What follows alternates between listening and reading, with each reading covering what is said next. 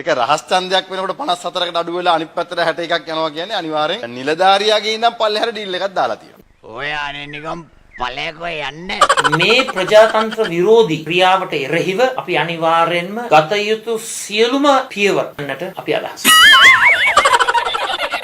ජනාධිපතිවරණයත් පරාදයි, පාර්ලිමේන්තු මැතිවරණයත් පරාදයි, පළාත් පාලනයත් පරාදයි, කොළඹත් පරාදයි, වෙනම ඉල්ලලත් පරාදයි, එකට ඉල්ලලත් පරාදයි, එක වේදිකාවකට අවිල්ලත් පරාදයි.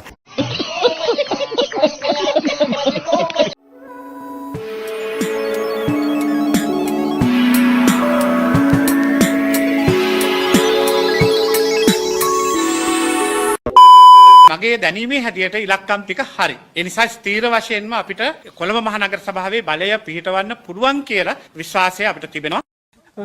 ජනාධිපතිවරණයේදී 57යි ගත්ත විපක්ෂය අනුර සහෝදරය ගත්තේ 43යි. අමුන්නාසර තමයි